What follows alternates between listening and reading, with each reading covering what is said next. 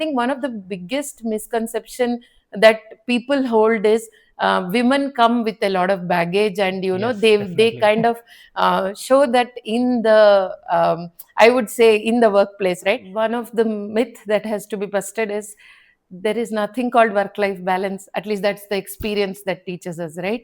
It is always your priorities, right? Both have Yeah. to go hand in hand. There is no balance. Sometimes something takes precedence over the perception of women being leads and how they drive Yes. also builds on, Yes. right? They believe you have our monthly cycles where we have our own strong hormones kicking in, and hence we are strong. But apologies, guys, I mean, yeah, we need It's to okay. balance, Fine. but these are some of those Yes. trivial things, but they hit us hard, right? We Yeah. have a truly inspiring guest, a woman who has carved out a leadership in the rapidly evolving global service industry. Starting her journey as an entry level and rising through the rank, leading global teams to influencing industry strategies, she is an associate director who has seen it all and continues to pave the way for future leaders. She is not just a part of the change, she is driving it. So, what does it take to be the leader in IT service industry? What skills are crucial for aspiring women in tech? And how can organizations create more inclusive leadership opportunities? Join us into the incredible journey of Mrs. Kalyani Srikonda. Hello, ma'am. Welcome to our show. Namaskara. Namaskar. So, how did you start your career? Did you ever imagine reaching this role as an associate director? And what were your biggest dreams back when you started this journey? Yeah. Thank you for asking that, Raghav. And hello, everyone. Happy to share, my journey, and hopefully that will inspire many women out there. So looking forward to this conversation. I think, a very important question. I also come from very humble beginnings. It was not destined that I would pick up an IT career, or, it was not a planned journey for many of them out there as well. I would imagine it is the same situation. So my dad was in a private industry. He was from a family where we were all in the middle class family Okay. back then. And he had his own share of struggles. It was not like a laid out path for him to kind of go ahead and conquer the world. And to my parents, we are two daughters. I have a younger sister as well, Okay. who is also into the industry, by the way. I mean, seeing the setup, growing up in a middle class family, it was very common to hear comments to my parents. They used to say, "Oh, you have two daughters. You have a difficult life ahead, right?" Ayo papa ibru hudgeru, as they used to say, right? Okay. That was very common, and it was something that would always prick us naturally, as for any other girl child out there. But my parents were very clear. They knew that probably we would come from the middle class families, but education is the only one which would help us have better lives, right? So my mom was very focused. So was my dad, was very supportive as well. We knew that we had to pave our ways by excelling in our educations, right? That was the only thought in our head, right? We were not set for doing great things, but we had to survive in this world, Okay. right? That is how we were. It's very nostalgic for me to talk about these things, right? My dad had this, I mean, as a child as well, I was very good at maths. I think probably came from my historical background of my grandfather was a teacher. Okay. And we had that in us ingrained, that you had to study well and do well. Maths was one of the subject which was very liked by many of the people from my generation, I would Okay. imagine. And my dad had this dream of me doing a master's in maths or an MBA and taking a lecturer position. That was something which was, a career that was liked Okay. back then. And probably entering into the education field with that as a dream was something which I started off with. But then when I started my high school, and then my 11th and 12th, my teachers saw the potential, and they would push saying, "Hey, you are from Karnataka, and um, Of course, for 10th and 11th, I had to switch to Andhra Pradesh. I hail from a small place near Ballari where I mean, my dad used to work. Hagri is the place for people who probably know. So I did my schooling from there, studied my high school in Ballari. But the place was surrounded by a lot of these politics from the unions there in the factory, etc. It was scary for a girl to continue living there. So for 11th and 12th, my parents decided to switch me to a place in Andhra Pradesh, Anantapur. Thanks to Satya Sai Baba Institutes, where we got our 11th and 12th, and at a very meager fees that I was graduating. I was set to join their BSc MSc, which was one of the path which I was imagining to go into. But then there my teachers saw the potential, and they were like, hey, you come from Karnataka, you have a good background, you're doing well. Why don't you just go to appear in CET? I mean, we're not thinking what you will do, but at least you should go. That was what they kind of spoke about. I wrote the entrance like many of my fellow classmates, right? And got around some 3,000 rank, and I was a local here. So they said, go enter CET. Okay. Again, CET was not something anybody in my family had ever seen. So I asked one of my teacher who was there saying, why don't you accompany me? I remember coming to this Malleshwaram center back then where, seat allocation would happen for engineering. I came here, and why I'm telling you this, you will understand as I speak. I came there and I sat in front of the table where the counselor was sitting, and then he read out, and he said, yeah, you know what, you'd probably get into a UVCE or one of these. But then he made a statement. He said, we have two institutes from government here, but people don't seem to select them nowadays. Nobody likes the government institutes. Then I said, it's okay, I can take any of them. Then he said, okay, Bangalore has one of it. And I said, I'm pretty scared of the city, I don't want to live here. Maybe you should give me something which is more remote. Then he said, okay, Davangere is the next one. So I went ahead and picked up that. So those were the days when I was even worried about living in a city. So I was not exposed to these kind of setups, and I come from a background which was more in a closed setup. So that is how I started. Okay. And then continued to complete my engineering. I was one of the university rank holder from Davangere. Kuvempu University. Okay. Then came here. Why I tell this again is, when I was doing my engineering, one of the fear that I had was, never in life should I get out of the college and think of what I will do, right? So that was my fear. So I appeared for these campus interviews, and I was selected in one of the first one. I did not care what it was, but I wanted to enter to something where I can prove myself. That's how my journey started. But boom, then hit the 2001 crash in the IT industry. Yes. There where we were all on the road looking for what we can do. Y2K thing. Yes, I remember how then I took up a room here. I was somewhere near the Mysore Road, put up in a small room with one of my college friend. And then we would start our day by a pack of 50 resumes, going around distributing them. I even remember the security guard telling me, looking at my CV and saying, no, I don't think you will be called here.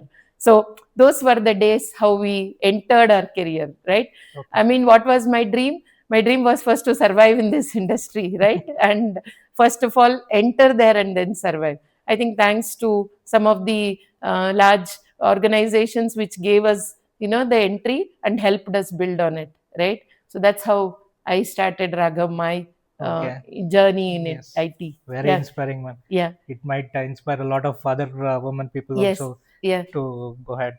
So what do you think are the key leadership qualities needed to run since you're an associate director now, Yeah. to run a successful IT company? What do you think are the key leadership qualities? I think each one has their own style. I mean, IT industry is very demanding sometimes, but especially for a woman trying to, do a lot of things, it's very demanding. But the ground rules of a leadership career remain the same, be it men or women, right? I think your humble beginnings sometimes help in those, Yes. right? You have to be on the ground, right? Okay. Irrespective of to what level you grow, you are always, trying to kind of, work with a team. You always need to have yourself grounded. And I believe, I mean, maybe different styles work, like I say, but, for people like us, what has really worked is trying to understand my team, being there for my team, and, running it part of teams, right? So that really has helped us, and that's the style that is working for me. Yeah. Okay. So, what do you think is the biggest misconception for women? Like, they cannot go into many leadership roles or like Yeah. that. So, what do you think is the biggest misconception there?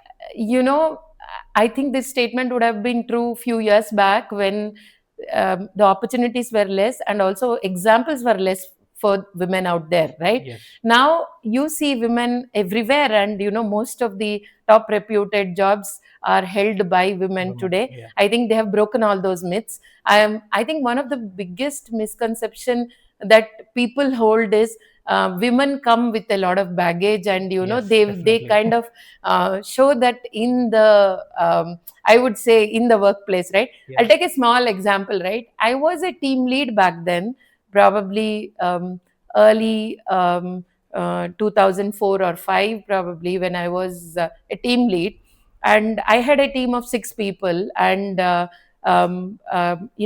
was difficult. It was a project which was in one of the niche skills back then, and the team had to be scaled up and also kind of be able to deliver that project. It was a small 4-month project. And then I had this team of 6 folks, I think, which I was leading back then. Okay.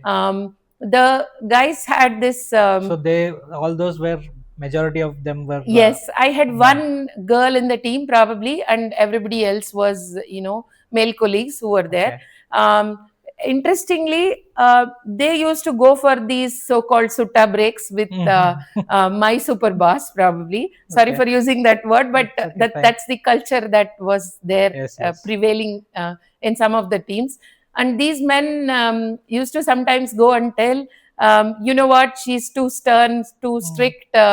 In the meetings, she doesn't even let us take these breaks, right? The lead, who was my skip level boss, one day, I bumped into him near the lift, and he said, you know what, Kalyani, I was carrying my first child then. Okay. Also, women have this parallel runs with your life and Yes. with career, right, which they need to balance. So Yeah. I was carrying my first child, and he bumps into me after the usual conversations of, hi, how are you?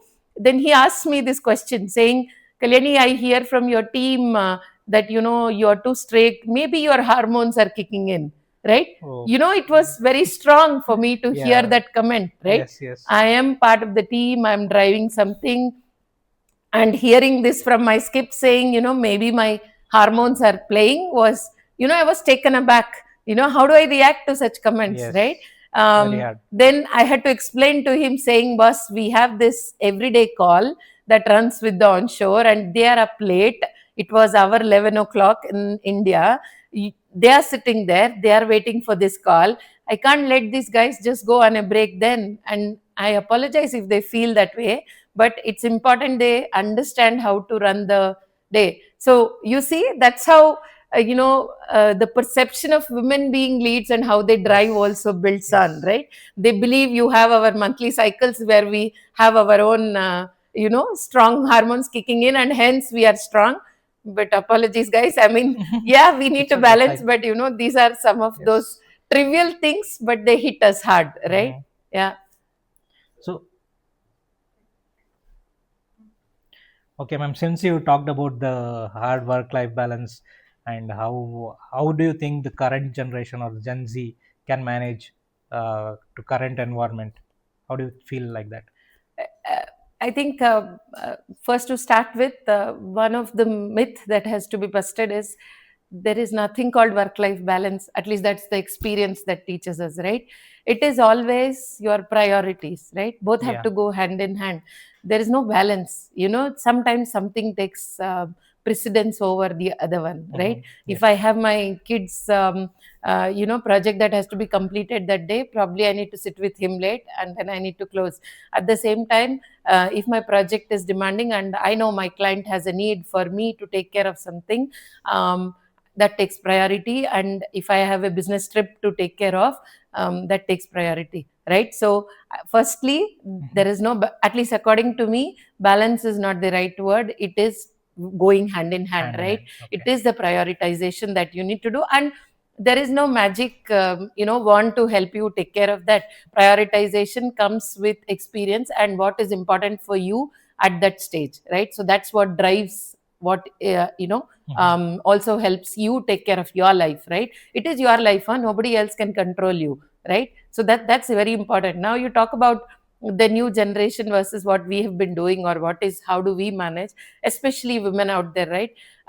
One thing which I would like to reiterate to all the women out there, please stop giving excuses. There are no excuses, right? If you want success, you need to take up the challenge. And I hear some of the female colleagues come and tell me today, COVID has taught us that working from home is better for us. I understand, right? All of us also had kids. All of us also were asked to come back after our 4th month after delivery, right? Those were the days. We had no much choices, right? Yes. If you needed 1 month extra, we had to go through a process of applying through a doctor. I think thanks to all the initiatives across the world, which have helped realize that women need more time, or men also for that matter, need to take care of the family priorities, right? Things are evolving now.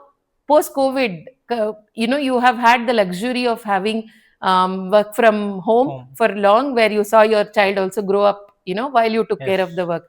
Now, to kind of get back to that routine, there should not be any excuses, right? You need to understand that both are important, and you need to carve out your way if you want to be successful in career, right? I mean, it's always important that you have your own identity and you are building on it, right?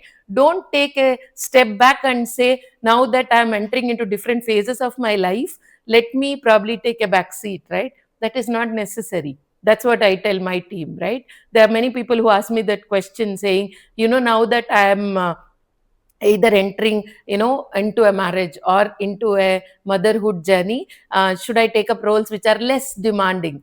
There is nothing called less demanding. You are in an industry and you have signed up for it also, and probably you can take both together. There is nothing that needs to take a back seat, right? It's a thing that you need to manage on a regular daily basis, weekly basis, probably trying to understand what I need to do, right? So I mean, for women or for men also for that matter, being, building that expertise is in one area, right? Be it one technology, be it one industry, helps you go a long way. Invest yourself into it and then carve out your path, right? You don't have to take a back seat. You need to earn that place for yourself and keep building on it on a day-to-day basis, trying to understand how you scale up yourself. So that's probably what I believe that works. Okay. Yeah. Thank you. So what are some of biggest cultural shifts that you think you have seen in IT workplaces in India as well as abroad? Yeah. So yeah, I don't know if this is contextual to women or no, but I'll start with general and then probably we will look at it. I mean, thanks to the IT industry, like I said, I come from a very regular background, or a humble background, like many of us do. And whatever IT has thrown at us, I still thank IT for where I am today and the kind of life I am living and able to give my family as well, right? So thanks to IT for all that. Now, IT also has given me opportunities to travel across the world. I have lived in Europe for 5 years close to, with family. And again, I had to manage my kid, my family, and also I had my second one over there. So I have also had that opportunity of experiencing the world in multiple places. So how has IT evolved? As I think over the years, people have started to understand that diversity is what helps, right? I mean, I'm not just talking about being men or women. It is about the diversification in terms of views, in terms of ideas. That is how all the best ideas today have come out, right? So we have evolved trying to understand that all these different things coming together is what making IT successful today, right? Okay. I think that's the biggest change, right? We are not going by a rule book based principle for success, right? We have different ways how each one is coming, be it countries, be it industries that are coming out, or organizations for that matter, are really looking at diversification in terms of ideation or in terms of their workforce. So that brings a challenge in itself, right? Culturally, you don't have the same set of people doing the same things, and you have people across the globe delivering things for you, right? Yes. So I think these cultural shifts and trying to understand your team doesn't come from one specific background or one specific culture is very important, right? We sitting in the leadership positions need to realize and need to give the room to our teams to be able to bring out their best every day, right? So that is the magic mantra probably, Mhm. and it has evolved over time. People have understood that this is needed to be successful. Yeah. Okay. Yes. So, what do you think about AI and automation now, and what do you want to debunk about those things? Yeah, so AI and automation are not very new. If you ask me, I think the process industries embarked on these journeys long back, right? I come from electronics and communication. Control systems was something which was already there, right? We were trying to automate a lot of processes, a lot of things in the industry. Probably steel industry took its own accord get into these industries. Now in IT, automation has been there long back. I've been associated with a lot of things which we spoke about, writing some scripts here, developing some small tools for ourselves, right? It has all, again, it's an evolution which led into AI. AI took its own path. Again, we're talking today about Gen AI, but AI has been there for long, right? AI in its own algorithm based, way has been with us for long, right? We have lived, coexisted along with it, right? Yes. And it is there to help us. We are exploring a lot of opportunities with our clients today. We are looking at a lot of ways to make things easy for our teams to deliver more interesting and more business led solutions, rather than being stuck with our own IT led mindset, right? So that is where I think AI is helping us in many ways. If you ask me today, my teams are very happy with AI or Gen AI evolving, because they see that if there were a lot of things which they really wanted to do it differently, they have an opportunity to offload all that to many of these solutions and look at more solutions which are probably better off they get into, or more interesting areas. So Okay. for me, it's a wonderful era to be in. Yeah. So, do you think AI will eliminate jobs or provide more? This is a cycle that we go through, Raghav, with every new invention, I feel, right? We thought, I mean, a simple example, right? Washing machine came, we thought maids will go away. Did they go Yes. away? No, right? I mean, Correct. we still have a lot of people. I think microwaves came, we thought, our existing ones will just go away. No, I think that's I think with every innovation comes new possibilities that make us move towards a better world, right? So I think AI is opening up a lot of opportunities. AI is bringing a lot of things together. I think earlier we never spoke at this scale of doing things Yes. across the industry, right? We always spoke about silos, how to solve the problems, how to make things more seamless, right? With AI, Gen AI specifically, we see that we have a lot of opportunity to make things more optimized and more scalable, right? So that's also helping us probably in a way. I don't think it is killing any jobs. We are probably bettering our own skill set. Of course, if you don't grow with it or evolve with it yourself, pick up new skill and don't get on to that journey, probably yes, right? I cannot do my job the way I used to do, right? I need to look at different ways of doing things. So if I don't want to do that, that's a different story. But I believe, as a human nature, if anything new comes, I would want to play with it.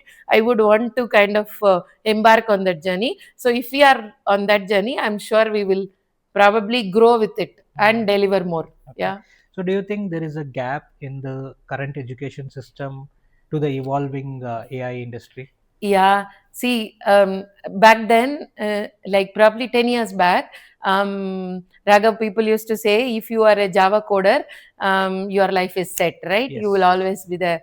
I'm sorry, but that is getting busted now. I Yes. think Java code is written by your AI models, and Yes. it will review its own stuff as well. So, those things are changing, right? So, I think if our institutions don't realize that and look at core problems that we want to Yes. solve, we would not be preparing our kids for it. I and my husband, he is also an IT professional, and we keep always discussing. My kids would not be solving the problems that we are looking at today. Yes. They have more problems which are like, maybe sustainability driven, maybe, something which is totally different from what you have not imagined today, What right? what Unless, not we have yes, seen. yes, unless you imbibe in them that culture that I need to question, I need to look at, resolving those problems which are more relevant for that generation. I don't think we are really setting them. But I see a lot of changes in our education system as well, where people are looking at, how to resolve more futuristic solutions, right? Maybe medical sciences, maybe sustainability based energy solutions, right, which our kids are already exploring. It's amazing to see a 10th grader talk about a invasive procedures, or technology brought into invasive procedures, right? So it's good that they are already exposed to a lot of things, and they need to be prepared for the world which they are going to face, which will not be today's, a Python coding or a Gen AI prompt engineering. For all you know, all that will already get solved before they enter the real world, Yes. right? Yes. Correct. So I think there is a lot of scope, there is a lot of room, and our kids have to be prepared. Having said that, one thing which I tell my kids, and also to the world, which to the younger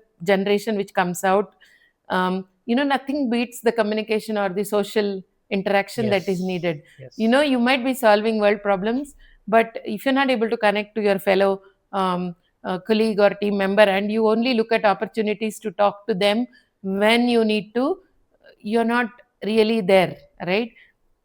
I think more and more social skills will play a crucial role, especially in India. Our institutions are already seeing, but I think we need to do a lot more in terms of preparing our kids towards a generation which is more looking at the social skills, right? Earlier, back then, when I went into Europe, first few years, kids were only taught about the social skills. They had the till the grade flow 4. In fact, one of my friend today who has a kid, who goes to a school there, we keep discussing how they are taught how to sew still in the class, Okay. right? I think we think we are probably running towards a race of preparing the kids to get into an engineering or whatever. Will not help these kids so much.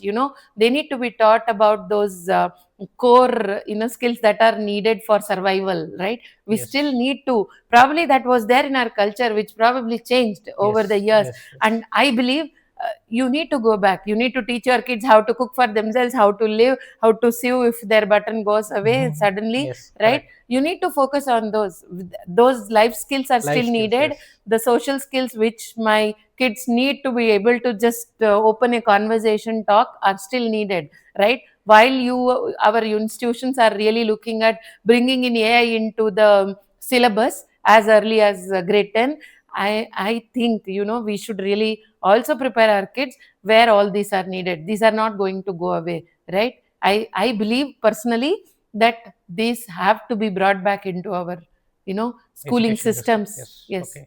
Yeah. Nice. Thank you, ma'am. So, what do you think are the best ways for current college students to learn how to get into the real world and how to gain the real world IT experience? Yeah.